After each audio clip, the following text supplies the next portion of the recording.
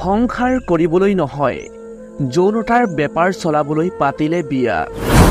নিশা হলেই নপত্নীক দেহ ব্যৱসায়ত লিপ্ত কৰাই স্বামীয়ে। প্ৰতিনিশা ৮-১০ জনকৈ লোকৰ সৈতে পত্নী লিপ্ত হ'ব লাগে যৌন সম্পৰ্কত। পত্নীৰ দেহৰ বাবদ প্ৰতিজন গ্ৰাহকৰ পৰা স্বামীয়ে লয় ১,০০০কৈ টকা। দেহ ব্যৱসায় কৰিবলৈ অমান্তি হলে পত্নীৰ দেহৰ বিভিন্ন অংশত ব্লেডেৰে কাটি দিয়ে স্বামীয়ে। এইখন অসমতে সংঘটিত হৈছে এই ভয়ংকৰ লজ্জিত ঘটনাটো। প্ৰথমে দুৰ্ভগীয়া মহিলাগৰাকীৰ ভাষ্য শুনাই ল'ব বিচাৰিছো। মই ইয়াত আহিছোঁ, মোক সি কৈছে যে মিছা কথা কৈছে যে মই বিয়া চিয়া পাতা নাই, এনেকৈ কৈ মোক আনিছে। এক বছৰ হোৱা নাই, 6 মাহ হৈছে। মই আহিছোঁ, আহি পেলাই সিহঁতৰ ঘৰত আছো। সিহঁতৰ ঘৰৰ মানুহ মিলা মোক বিয়া পাতি দিছে।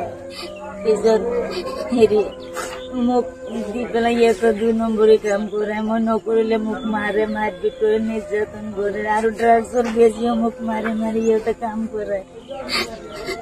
মই কৈছো মই এইবোৰ নকৰো।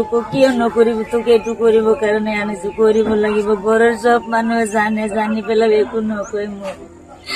মই যেতিয়া আহিছো যেতিয়া মোৰ টকা পইচা, মই দুখীয়া ঘৰৰ ছোৱালী, মোৰ দেউতা নাই কাৰণে মা আছে। মই টকা পইচা লৈ আহিছো, এইবিলাক খাই